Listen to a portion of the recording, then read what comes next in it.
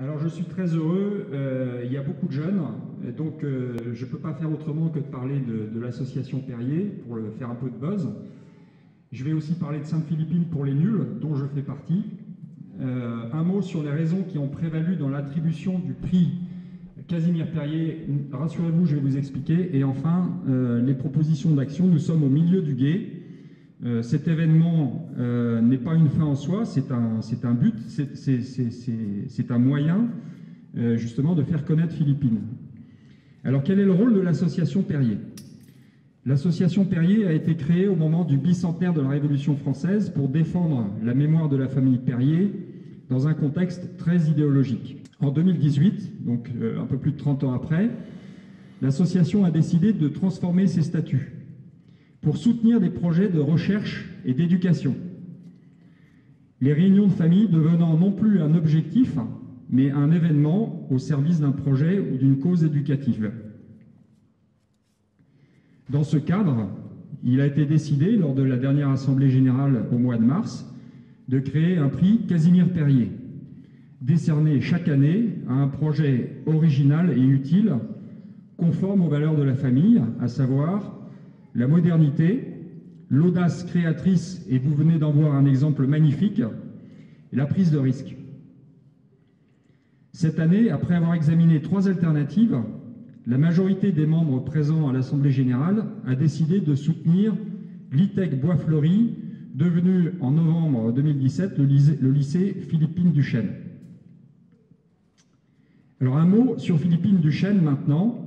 Un mot également sur Madeleine Sophie Barra, un mot sur leur héritage, la Société du Sacré-Cœur de Jésus.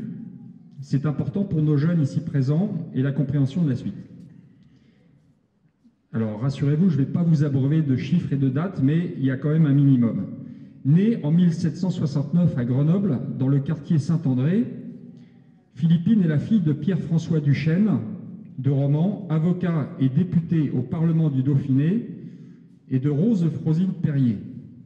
Philippine hérite de son père un caractère bien trempé, pour ne pas dire obstiné, une qualité qui lui sera utile plus tard aux États-Unis.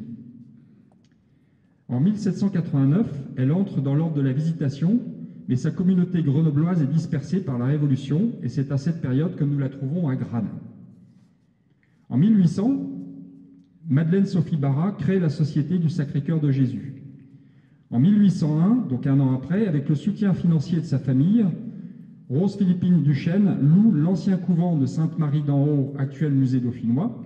Elle s'y installe avec quelques enfants qu'elle prend en charge et invite les religieuses visitandines à y revenir. En 1804, elle propose à Madeleine Sophie Barra, qui avait peu de ressources, de s'installer à Sainte-Marie d'en Haut. Rose Philippine Duchesne devient religieuse du Sacré-Cœur sous les ordres de Madeleine Sophie. Et ce n'est qu'en 1818, il y a 200 ans, qu'elle est enfin autorisée à rejoindre l'évêque de Louisiane à la Nouvelle-Orléans avec 5 compagnes. Là, la petite communauté connaît le froid, la faim, la violence du climat, on en a eu un bon exemple aujourd'hui, la dureté du travail, l'échec et les épidémies. En 1818, sa première fondation, Saint-Charles, est un échec. Mais le caractère obstiné des Duchesne accomplit des miracles les années qui suivent. Rose Philippine Duchesne crée Florissant en 1819, Grand Coteau en 1821, Saint-Michel en 1826, Saint-Louis en 1827 et Saint-Charles, retour à la case départ, en 1828. L'héritage de Madeleine Sophie Barra dans le monde aujourd'hui, c'est plus de 250 écoles dans 41 pays. L'héritage de Sainte Rose Philippine Duchesne en Amérique du Nord, c'est 32 écoles, dont 27 en Amérique du Nord, et plus de 20 000 élèves. Un réseau d'anciens dans le milieu politique et artistique qui exerce une influence internationale décisive. Une recherche rapide sur Wiki m'a permis de trouver une dizaine de Kennedy. L'actrice réalisatrice de films Salma Hayek, qui est l'épouse de François-Henri Pinault, le patron des groupes Kering et Artemis. En France, le réseau des sociétés de la Société du Sacré-Cœur a compté jusqu'à 47 écoles au début du XXe siècle, donc dans les années 1900. La séparation de l'Église et de l'État conduit en 1906 à leur fermeture et à la dispersion de 2500 religieuses.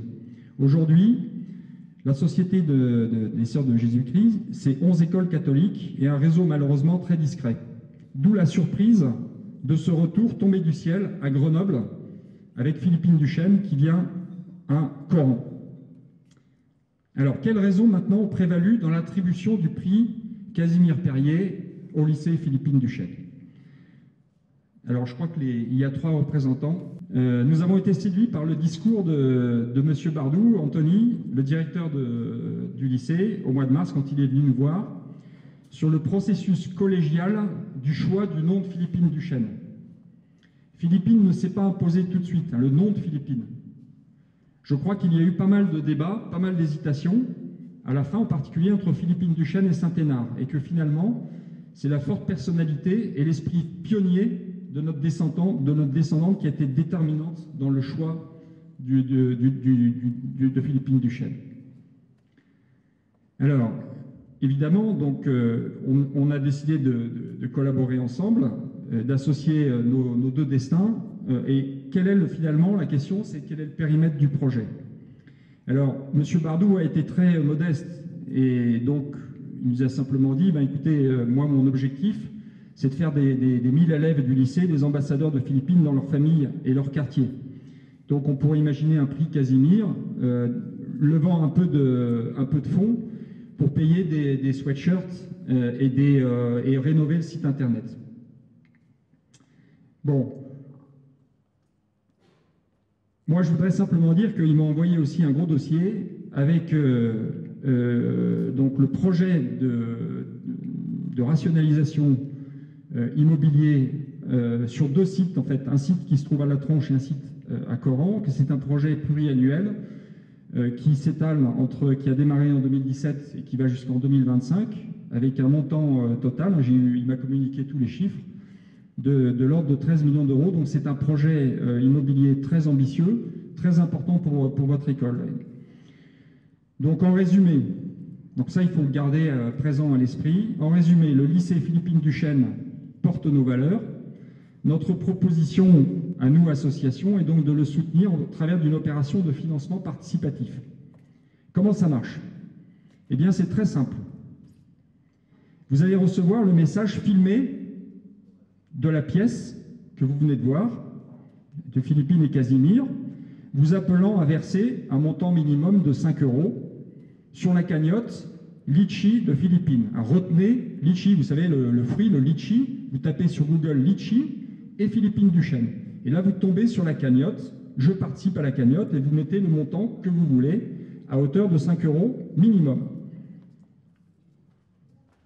Ensuite, vous allez rediffuser ce message à au moins 10 personnes ciblées de votre entourage familial et amical, sensibles à nos valeurs et à nos objectifs. Pas d'objectifs chiffrés à ce stade en ce qui me concerne.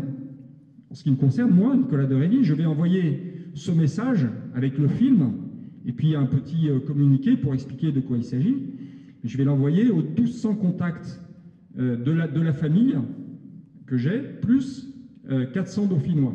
J'ai aussi un réseau, je suis à l'intersection finalement du réseau familial et d'un réseau dauphinois, un peu historique.